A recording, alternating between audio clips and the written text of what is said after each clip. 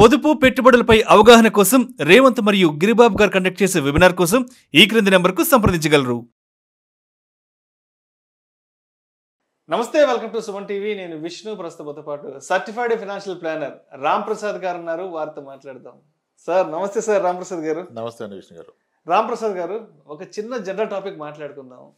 మీ దగ్గరికి రకరకాల వ్యక్తులు వస్తుంటారు ఫైనాన్షియల్ ప్లానింగ్ కోసం.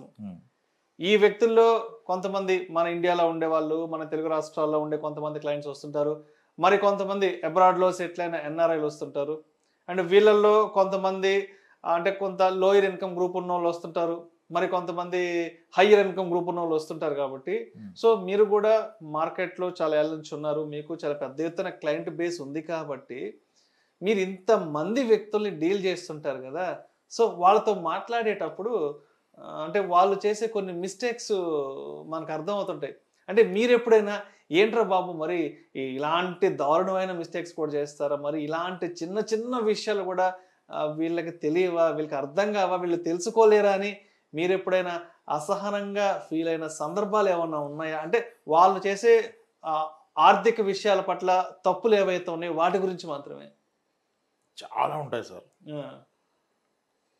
నిజంగా చెప్పాలంటే చాలా మంది వాళ్ళు రియలైజ్ అవుతారు మన దగ్గరకు వచ్చే ముందే. వచ్చాక సార్ మీరు దయచేసి ఇది ఎక్కడ చెప్పకండి సార్ వీడియోలో అని చెప్తున్నారు. అదొక భయం అయిపోయింది. అని నేను అప్పుడప్పుడు చెప్తూ ఉంటాను కదా. అప్పటికి నేను నిజానికి ఒక విషయం చెప్పదలుచుకున్నప్పుడు కంప్లీట్గా మార్చేస్తాను స్టోరీని. ఒకరికి ఇబ్బంది అవ్వకూడదు, అలా అని మళ్ళీ 10 మందికి ఉపయోగపడాలి. అది కదా మన ఉద్దేశం. సో మేజర్ మిస్టేక్స్ ఎక్కడ జరుగుతాయంటే, చాలామంది అంటారు మీరు ఇంత సంపాదిస్తారు కదా, ఇంత సంపాదించినప్పుడు దాన్ని ఎక్కడ పెట్టాలని కూడా టైం తీయాలి కదా అంటారు. ఆలోచించాలి. అలా ఏం కాదు. యాక్చువల్లీ చాలా టైం తీస్తాడు పెట్టాను, కానీ అంత టైం తీసి రాంగ్ ఇన్వెస్ట్మెంటే పెడతారు. ఇప్పుడు అంటే ఒక ఎగ్జాంపుల్ చెప్తాను. గత 1 ఇయర్లో నేను చేసిన ఫైనాన్షియల్ ప్లానింగ్స్లో నన్ను కలిసిన వాళ్ళలో ఒక 400 మంది పైగా ఓన్లీ ఐటీ నుంచి వచ్చిన వాళ్ళు ఉంటారు. సాఫ్ట్వేర్ ఐటీ ఎంప్లాయీస్ ఉంటారు. సో వీళ్ళల్లో ఒక 50 మంది అట్లీస్ట్ ఒక 50 మంది ఐటీ వాళ్ళు గత 8 ఏళ్ళుగా 7 ఏళ్ళుగా మ్యూచువల్ ఫండ్స్లో ఇన్వెస్ట్ చేస్తున్న వాళ్ళు వచ్చారు. సమ్వేర్ ఇన్ 2016-17 టైంలో అన్ని mutual fund companies investor awareness programmes అని చెప్పి హెచ్ఆర్స్ దగ్గర పర్మిషన్ తీసుకొని వాళ్ళ క్యాంపస్లకు వెళ్ళి ఎడ్యుకేషన్ సెమినార్స్ ఇచ్చాయి. అప్పుడు కొంతమంది ఎస్ఐపీలు స్టార్ట్ చేశారు. ఇనిషియల్గా 2000, 5000, 10,000, 15, 20 జాబ్ పెరుగుతున్న కొద్దీ కాస్త పెట్టారు. బాగుంది, బాగా పెరుగుతున్నాను. అలా పెట్టిన వ్యక్తులంతా ఒక 50 మంది చెప్తున్నాను, మిగిలిన వాళ్ళు కాదు. పెట్టిన వాళ్ళు ఒక 50 మంది. లాస్ట్ ఇయర్ చూస్తే CAGR 22-23 ఉంది. మార్కెట్ బాగా ర్యాలీ వచ్చింది. 40% ఇయర్ వచ్చినప్పుడు వచ్చింది. ఇంత రిటర్న్ వచ్చింది కదా, ఇంకుంటే కష్టం ఇక్కడ అని చెప్పేసి అవి తీసేసి స్థలాలు కొనేసారు వెంచర్స్లో. తప్పే ఉంది, మంచి పనే కదా. నేను అడిగాను, సార్ ఎందుకు సార్ ఇప్పుడు 22% CAGR వస్తుంది మీరే చెప్తున్నారు, ఎవరి హెల్ప్ లేకుండా మీరు చేసుకొని సరే రెగ్యులర్ ఫండ్ పెట్టి ఎవరి హెల్ప్ తీసుకొని 20 ఉంది, అందరు చాలామందికి ఉంది. మరి 19, 20, 21 వచ్చినప్పుడు తీసుకెళ్ళి స్థలం కొన్నారు కదా సార్ వెంచర్లో, ఎందుకు కొన్నారు అన్నాను. పెరుగుతుంది కదా సార్ అంటాడు ఆయన నాతో. ఎంత పెరుగుద్దండి అన్నాను. బాగా పెరుగుద్ది అంటాడు. బాగా తక్కువగా మీనింగ్లెస్. ఎంత అనేది ఒక పర్సంటేజ్ చెప్పాలి. ఎంత పెరుగుతుంది అనేది, బాగా పెరుగుతుంది తక్కువగా పెరుగుతుంది అనేది మీనింగ్లెస్. ఇప్పుడు టెల్ మీ ఏ పర్సంటేజ్ కదా. ఇప్పుడు బ్యాంక్ ఎఫ్డి చేస్తే ఏం అడుగుతున్నావు, ఎంత వడ్డీ అన్నావు, ఈయన 7 చెప్పాడు. స్మాల్ ఫైనాన్స్ బ్యాంక్ 8 చెప్తే అడిగి వెళ్ళిపోయావు. మ్యూచువల్ ఫండ్ 3 పెడితే మూడింటిని కంపేర్ చేసి ఇది 16 ఇచ్చింది, ఇది 14 ఇచ్చిందని కదా మార్చావు.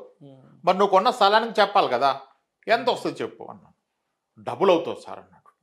డబుల్ ఎంత అంటే 100% అన్నాడు. ఎన్ని నెలలు అవుతుంది? నీ మ్యూచువల్ ఫండ్ 4 రేట్లు అయితే 400% చెప్పట్లేదు కదా, 17, 18 చెప్పావు కదా. అలా చెప్పు నాకు, నీ స్థలం ఎంత పెరుగుతుంది అంటే 6 ఇయర్స్లో డబుల్ అవుతుంది సార్ అన్నాడు. 6 ఇయర్స్లో డబుల్ అవుతుంది అంటే ఎంత? చాలా బాగా పెరుగుతుంది. బాగా కాదు నన్ను, ఎంత? 2,72, 12% సార్. 12 సార్. మరి 18, 19, 20లో పెరుగుతుందని చెడగొట్టేసి నువ్వు 12% వచ్చేది ఎందుకు కొన్నావు కదా. 12% వచ్చేది ఎందుకు కొన్నావు? అలా కాదు సార్. మరి ఎలా చెప్పండి సార్? స్థలం కదా సార్. అయితే ఏంటి, నువ్వు వెళ్ళి ఉంటున్నావా? నువ్వు ఇల్లు కడతావంటే కొను, లేదు కదా, పెట్టుబడిగా పెట్టావు కదా, అప్పుడు రిటర్నే చూడాలి.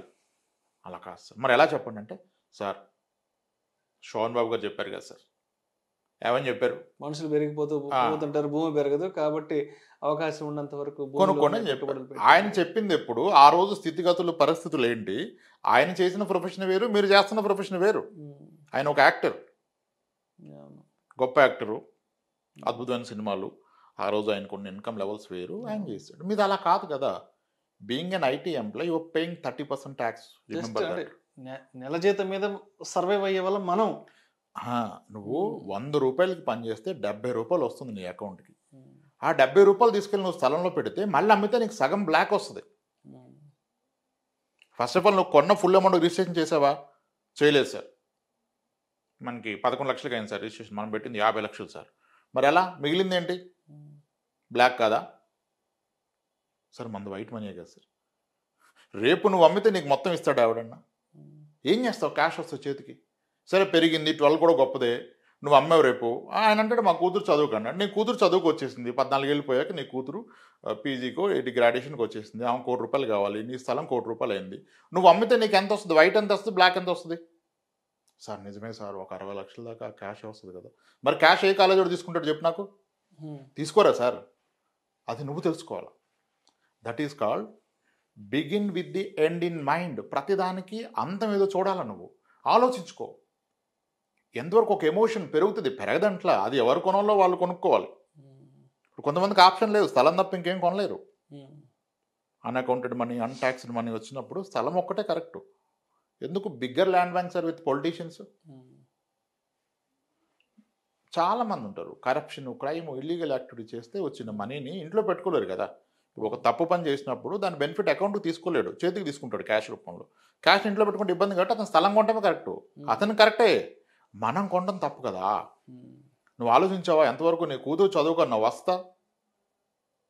నేనేమంటానంటే ఇప్పుడు ఇవన్నీ వాళ్ళు ఎంత ఇన్ఫార్మ్ చేసి రీసెర్చ్ చేసి ప్రతి సాటర్డే క్యాబ్లోకి వెళ్ళిపోయి తీసుకున్నారుగా, ఎన్నో చూసి కదా.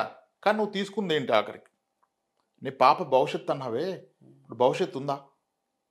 నేను ఒకటే మాట అడుగుతాను, ఆ అసెట్స్ అన్ని రాశాక సార్ రేపు మార్నింగ్ మీరు నిద్ర లేకపోతే ఈ ఆస్తుల్లో ఎన్ని మీ ఫ్యామిలీ మేనేజ్ చేస్తారో చెప్పండి. అదేంటి సార్ అట్లా అన్నారంటే? అదొకటి ఉండబట్టే కదా మీరందరూ టర్మ్ ఇన్సూరెన్స్ తీసుకున్నారు ఆన్లైన్లో. పోతారనే కదా. మరి పోతే ఏంటి? వ్యక్తి పోతే అతనుకున్న ఆస్తులు ఫ్యామిలీ మేనేజ్ చేయగలిగితే అది సరైన ఆస్తి. ఏమో సార్ అది నేనే పోయి చూడలేదు సార్. మరి ఎవడెళ్ళి చూస్తాడు? ఎవడ కొరకు కొన్నావు? ఎమోషన్. రిటర్న్ చూడలా. నువ్వు ఇల్లు కట్టడానికి స్థలం కొనుక్కో, ఓకే. నీ పెట్టుబడిగా కొన్నప్పుడు నువ్వు ఎన్ని ఆలోచించాలా? ఆ పెట్టుబడి తిరిగి ఎలా వస్తుంది నీ చేతికి, నువ్వు ఎలా వాడతావు అది ఆలోచించరు. ఇంకోటి చెప్తాను, ఇది అందరూ చాలామంది చూశాను, బాధేస్తుంది. అంటే అక్కడ స్టేట్మెంట్లో నాకు 20% 19 చూపించాడు సార్ అంటాడు. మరి ఇక్కడ ఎంత అంటే 100% అంటాడు. అదేంటి? అక్కడేమో యాన్యువల్ చూస్తావు, ఇక్కడ ఎందుకు అబ్సల్యూట్ టర్మ్స్లో చూస్తున్నావు కదా. మా ఫాదర్ కొన్నాడు సార్ 1995లో ₹1,00,000కే, ఇప్పుడు 60 లక్షలు అయింది సార్ అంటే 95 లక్ష పెడితే ఫండ్స్లో ఎంత అయింది? 3-4 కోట్లు అయింది ఒక్కో ఫండ్లో. అసలు తీయండి మీరు జస్ట్ గూగుల్లో ఏ ఇయర్ మీ ఫాదర్ మీ తాత కొన్నాడు, ఆ ఇయర్లో స్టార్ట్ అయిన మ్యూచువల్ ఫండ్స్లో worst performed, bottom performed fund తీసి అది ఎంత చూడండి. దీనికన్నా 3 రెట్లు ఉంటుంది. అది ఏ క్షణాయన వస్తుంది, వైట్ మనీ వస్తుంది. అది వదిలేసి మనం సెంటిమెంట్ మాడుతున్నాం. ఇంకో పెద్ద మిస్టేక్ నేను ఐడెంటిఫికేషన్ చెప్తున్నా కానీ,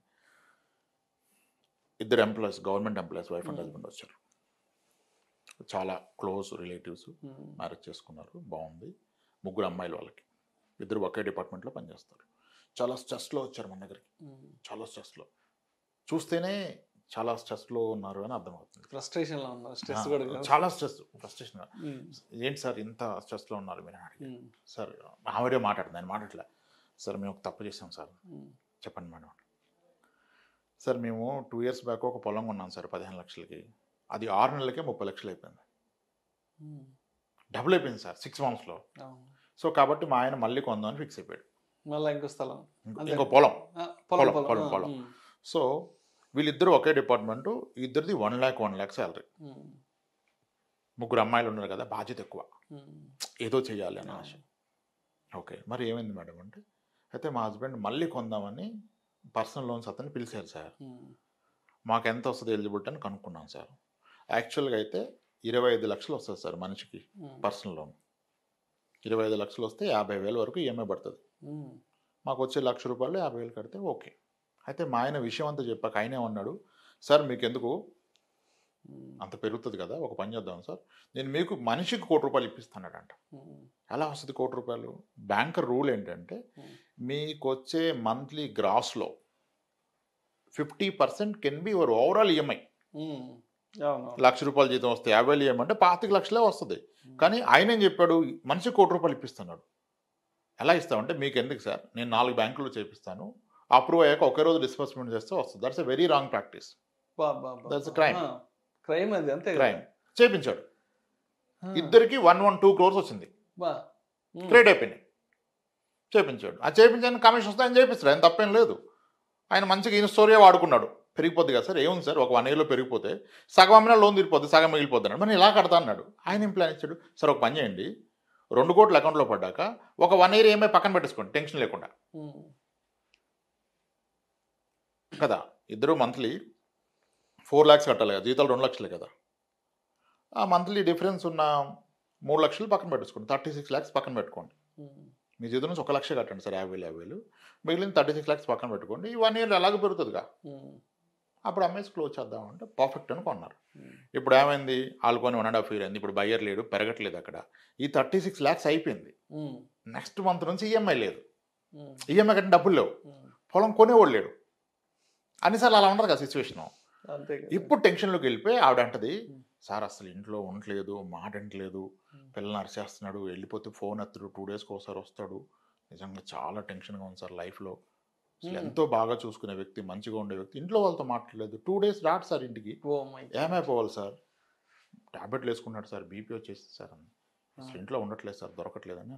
ఒక 6 నెలలు పోతే ఇంట్లోనే ఉంటాడమ్మా అన్న. అదేలా సార్ అంది. ఓపెన్ హార్ట్ స్టంట్ అయిపోద్దిగా అన్నా. సార్ అలా అనకండి ప్లీజ్ అంది. అనేది ఏంటమ్మా, చేతిలో చేసుకొని అలా అనేది ఏంటి, చాలా జబ్బులు ఎవడికి ఆడే తెచ్చుకుంటాడు, ఎవడెవడో. సార్ అట్లా అంటారేంటి సార్ అంది. మరి ఇంకంతే కదమ్మా, ప్రజల్లోకి వెళ్ళిపోతున్నా, మరి ఇప్పుడు ఏం చేయమంటారు సార్ మమ్మల్ని? ఆ ఉన్న స్థలాన్నో పొలాన్నో వచ్చి నేటికి అమ్మండి, ఆరోగ్యానికన్నా ఏది ఎక్కువ కాదు కదా. ఇద్దరు గవర్నమెంట్ ఎంప్లాయీస్, ఏం కావాలమ్మా మీకు, ఎందుకు టెన్షను? ఉన్న దాంట్లో ఏదో ఒక రేటుకి అమ్మేసి ఆ వచ్చిన డబ్బులతో ఒక 1 year ఏమై పక్కన పెట్టుకోండి, 1 year ప్రశాంతంగా ఉండండి, మీకు టెన్షనే లేదమ్మా. వాళ్ళిద్దరు సిపిఎస్ బ్యాలెన్స్లు తీసే, ఎన్పిఎస్ బ్యాలెన్స్లు ఉంటాయి కదా, ఈ రోజు ఉన్న బ్యాలెన్స్ని క్యాలిక్యులేట్ చేసి చూపించా, మీరు అసలు దేనికి టెన్షన్ పడాలని. వాళ్ళిద్దరిది కలిసి 24 లక్షలు ఉంది సిపిఎస్ బ్యాలెన్స్. ఒక లెక్క ప్రకారం CPS is nothing but mutual fund కదా, 11.6-12% రిటర్న్ ఇస్తుంది లాస్ట్ 10 years యావరేజ్. అలా చూస్తే వాళ్ళు కాంట్రిబ్యూట్ చేస్తున్న బేసిక్లో అమౌంట్ ఇది కలిపితే ఎవ్రీ 4 yearsకి డబుల్ అవుతూ వస్తుంది. వాళ్ళకున్న సర్వీస్లో వేస్తే దాట్స్ రన్నింగ్ అరౌండ్ 22 crore వస్తుంది రిటైర్మెంట్ నాటికి. వాళ్ళు సిపిఎస్ దేనికి అసలు మీరు లైఫ్లో టెన్షన్ లేని కష్టాన్ని కొని తెచ్చుకున్నారు. మీ రిటైర్మెంట్కి డోకా లేదమ్మా, మీరున్న 3 పిల్లలు సెటిల్మెంట్ తీసుకుంటే అయిపోద్ది. వాళ్ళ చదువులు మంచిగా వాళ్ళతో ఎంజాయ్ చేయక ఎందుకు వచ్చిన కష్టాలు ఇవన్నీ, ఎవడు పెరగమన్నాడు, ఉన్నాయి వేరే పొలాలు కూడా సరిపోతాయి. అంటే ఎమోషన్తో చేసే నిర్ణయాలు లెక్కలు ఉండవు మనకి, అంతే ఎమోషనే. డబుల్ అయిపోద్ది, ఎందుకు డబుల్ ట్రిబుల్, దేనికి, ఏ పర్పస్కి, ఎలా వాడతాం, ఆ క్వశ్చన్కి ఆన్సర్ ఉండాలి. మీ దగ్గర ఉన్న ప్రతి ఆస్తి మీ భవిష్యత్తు అవసరాలు దేనికి ఒకదాన్ని లింక్ చేయాలి. ఈ ఆస్తి పర్పస్ ఇది, ఈ పొలం దీనికి, ఈ స్థలం దీనికి, ఈ మ్యూచువల్ ఫండ్ దీనికి, ఈ ఎఫ్డి దీనికి, ఈ ఫిక్స్డ్ ఇన్కమ్ ఇచ్చే ఇన్సూరెన్స్ పాలసీ దీనికి, అదే మ్యాచ్ అయితే రైట్. ఇప్పుడు మీ స్టోర్ రూమ్లో ఒక ఎక్విప్మెంట్ ఉంది సార్, మీ స్టోర్ రూమ్లో ఒక ఎక్విప్మెంట్ ఉంది, ఒక పనిముట్టు ఉంది, అది దేనికి కొడతారో తెలియదు, క్లారిటీ లేదు, అప్పుడు దాన్ని ఉంచుకోవడం ఎందుకు, తీసి బయటపడేయాలి. లేదు సార్, ఉంటే ఎప్పటికైనా ఎలా పద్ధతి ఉండాలి కదా, నిరుపయోగం కదా. పర్పస్ఫుల్ ఇన్వెస్ట్మెంట్ చేయాలి, పర్పస్ని మీరు ఊహించుకోకూడదు. ఎలా అయిపోద్ది, అలా నిజంగా అవుద్దా చెక్ చేయండి కదా ఈరోజు అది. సో మేజర్గా ఎమోషనల్ ఇన్వెస్ట్మెంట్ టువార్డ్స్ ఇవి రియల్ ఎస్టేట్ ఇన్వెస్ట్మెంట్స్. ఈవెన్ ఇల్లు కూడా ఎలిజిబిలిటీ ఉండదు, డౌన్ పేమెంట్ డబ్బులు ఉండవు. ఈయన జీతం ఒక 80,000 వస్తుంది టేక్ హోము, ఈయనకి లోన్ ఒక 40 లక్షలు ఎలిజిబిలిటీ ఉంటుంది, 30 లక్షలు లోన్ తీసుకుందాం అనుకుంటాడు, మిగిలిన 10 లక్షలు డౌన్ పేమెంట్ ఉండదు. ఉన్నప్పుడు ఏం చేస్తాడు, ఈయనకి ఆయన బ్యాంకర్ని అడుగుతాడు, ఆ లోన్కి ఈ లోన్ ప్యారలల్గా అటు హోమ్ లోన్ ఇటు పర్సనల్ లోన్ ప్రాసెస్ చేస్తాడు. ఈ ఒక 15 లక్షలు తీసుకొని అదొక 30 తీసుకుంటే నీకు వచ్చే 80,000 ఈఎంఐ 70,000 తెల బ్రతావు. ఏదో ఒకటి ముందు కొనేస్తే నడిపిద్దాడు, కొనేసాక నడిపించలేవు. I see lot of people aggressive steps. నీ దగ్గర ఉన్న డబ్బులతో చేస్తే ఓకే, నీ దగ్గర లేని డబ్బులతో చేయొద్దు ఇన్వెస్ట్మెంట్. నీ దగ్గర ఉన్న డబ్బుతో రాంగ్ చేస్తే ఓకే, నీ భవిష్యత్తు డబ్బులతో చేస్తున్నావు, నీ దగ్గర లేని డబ్బులతో చేస్తున్నావు అంటే నీ భవిష్యత్తుని తాకట్టు పెడతాం. అది మేజర్ మిస్టేక్ సార్. చెప్పలేం, చాలా ఉంటాయి. ఓపెన్గా చెప్పలేం, ఉన్నదన్నట్టుగా చెప్పలేం, చెప్పకూడదని రిక్వెస్ట్ చేస్తారు. కానీ అప్పటికి మార్చి ఎందుకు చెప్తా అంటే ఎవరికైనా హెల్ప్ అవుద్దని. ఇప్పుడు ఆ పని చేసేవాడు ఆగిపోతాడు. ఆ పని తప్పు చేయకూడదు ఆలోచించి ఆగితే ఓకే. ఇప్పుడు హెల్త్ ఇన్సూరెన్స్ ఎక్కువ తీసుకోమన్నాం. ఇప్పుడు కనీసం ఒక 4-5 మనకు ఎదురుపడ్డారు. సార్ మీరు చెప్పాక తీసుకోబట్టి హెల్ప్ అయింది సార్, 18 లక్షలు అయిందని చెప్తారు ఒక ఆయన. 18 లక్షలు బిల్ అయింది సార్, నిజంగా మీరు చెప్పబట్టి అయింది సార్. మా బామ్మర్దే ఏజెంట్ సార్, వాడు ఎందుకు సరిపోద్ది అన్నాడు సార్, మీరు చెప్పబట్టి పెంచే ఈలోపు మా వైఫ్ ప్రాబ్లం వస్తే 18,60,000 అయింది సార్, సెటిల్ అయింది సార్, మొత్తం హ్యాపీ సార్. నాకు కూడా కొంతమంది ఫ్రెండ్స్ ఉన్నారు. అంటే ఏరా ఎంత ప్యాకేజీ ఏంటంటే, అంటే మామూలుగా మంత్లీ 1 lakh వస్తుందిరా, పర్లేదు పర్లేదు, 80-90 ఈఎంఐకి పోతుంది అంటారు. ఎందుకు ఇంకా అంత మాత్రానికి ఉద్యోగం కూడా నాకు ₹1,00,000 జీతం 80-90,000 ఈఎంఐలు కట్టుకుంటున్నా ఉంటారు. అది ఏంటో నాకు అర్థం కావట్లేదు. ఆ పర్పస్ ఆఫ్ ఇన్వెస్ట్మెంట్ ఏంటో, ఆ పర్పస్ ఆఫ్ జాబ్ ఏంటో నాకు అర్థం కావట్లేదు.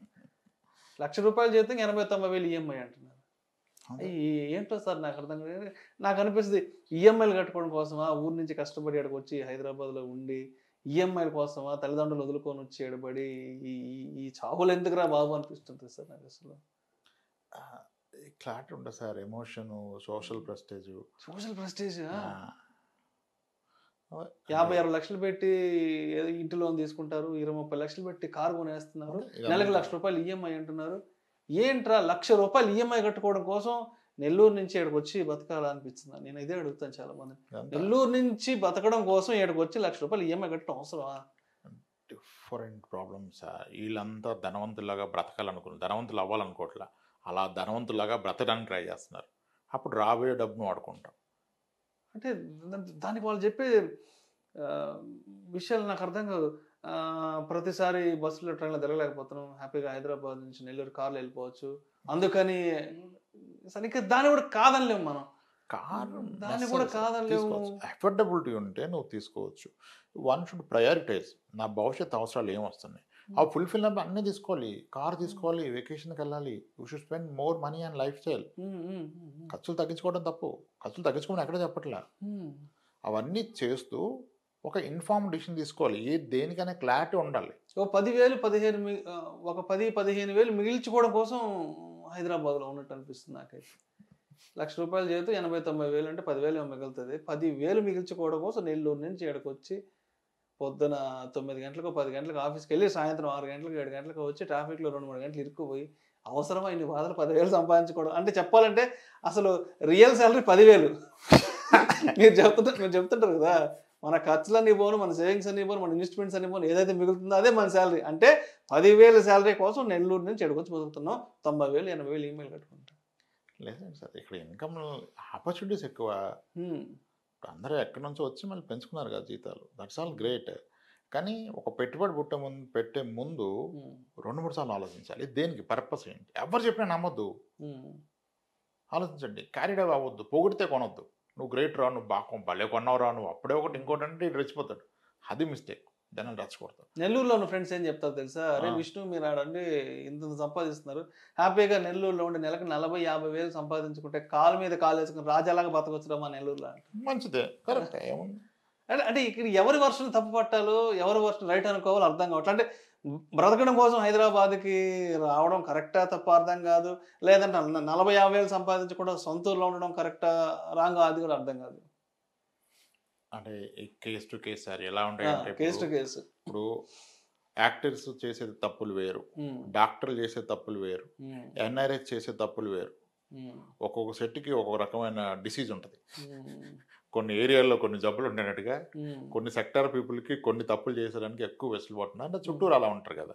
ఇప్పుడు ఒక గవర్నమెంట్ డాక్టర్ స్థలంగా ఉంటే చాలా క్లియర్గా ఉంటుంది టైటిల్. ఎందుకు తెలుసా, ఈ గవర్నమెంట్ డాక్టర్లు పిహెచ్సీలు అక్కడ చేస్తారు కదా, అక్కడ ఒక పోస్ట్ మార్టం చేయాలంటే ఒక డాక్టర్ స్ట్రోక్ ఈజ్ ఫైనల్, ఒక ఎస్పీ కూడా వచ్చి వాళ్ళ ముందు రెస్పెక్ట్ఫుల్గా మాట్లాడతాడు. సో చాలా అంటే వాళ్ళకి రిలేషన్స్ ఉంటాయి. సో ఒక పొలాన్ని ఎక్కడ కూర్చొని వ్యాలిడ్ చేస్తాడు, ఒక రేటుకి తగ్గొట్టేస్తాడు. ఒక ప్రైవేట్ డాక్టర్ టైం తక్కువ ఉండటం వలన ఇతను ఎక్కువ కొంటాడు, మళ్ళీ వెళ్ళి చూసుకోడు. ఒక గవర్నమెంట్ డాక్టర్ వెళ్ళి చూస్తాడు. యాక్టర్స్ చేసే మిస్టేక్స్, యాక్టర్స్ లైఫ్ స్టైల్ బాగా పనిచేసుకుంటారు, ప్రొజెక్ట్ చేసుకోవాలని చెప్పి ఒక లిమిట్ చూసుకోవాలి. అలా మనం డిఫరెంట్ ప్రొఫైల్ చూసినప్పుడు ఒక్కొక్క ప్రొఫైల్ ఒక మిస్టేక్ చేస్తారు. డాక్టర్స్ మిస్టేక్స్ వేరు, యాక్టర్స్ మిస్టేక్స్ వేరు, మళ్ళీ డాక్టర్స్లో ప్రైవేట్ డాక్టర్స్ వేరు, గవర్నమెంట్ డాక్టర్స్ వేరు, ప్రాక్టీసింగ్ డాక్టర్స్ వేరు. అగ్రెసివ్ బిజినెస్లు సెటప్ చేసి మల్టీ స్పెషాలిటీ హాస్పిటల్స్ కట్టేసి వందలు పదుల్లో జరుగుతున్నాయి ఇన్సిడెంట్స్. మీడియాలోకి వస్తున్నాయి తక్కువ, విపరీతమైన సెస్లో వచ్చేస్తారు. ఏం చేస్తాం? చాలా ఒక్కొక్క ఎన్ఆర్ఐ చేస్తున్న మిస్టేక్స్ వేరు, ఒక్కొక్క సెక్టర్ ఒక సెట్ ఆఫ్ మిస్టేక్స్ చేస్తారు. సో అలా అందరిది కలిపి చెప్పలేం. గవర్నమెంట్ ఎంప్లాయ్ చేసే మిస్టేక్స్ వేరు, కామన్ మిస్టేక్స్. గవర్నమెంట్ డాక్టర్స్ చేసేవి వేరు, ప్రైవేట్ డాక్టర్స్ చేసేది వేరు, ఎన్ఆర్ఐ చేసేది వేరు, ఐటీ వాళ్ళు చేసే మిస్టేక్స్ వేరు. సెక్టర్ వైజ్గా ఉంటాయి మిస్టేక్స్. వాళ్ళు ఒకసారి మనం కూర్చొని వాళ్ళని ఎవరైనా కూర్చొని ఆలోచించుకొని ఒకసారి అన్ని వెసులు చేసుకొని పక్కన వేసుకొని తెలుసుకోవాలి. చేసుకుంటే తెలిసిపోతుంది అంటే రైట్ అని. Thank you sir, thank you so much Ramprasad గారు. థ్యాంక్స్. సుమన్ టీవీలో మీ పర్సనల్ అండ్ బిజినెస్ ప్రమోషన్స్ కోసం కింది నెంబర్కి కాంటాక్ట్ చేయండి.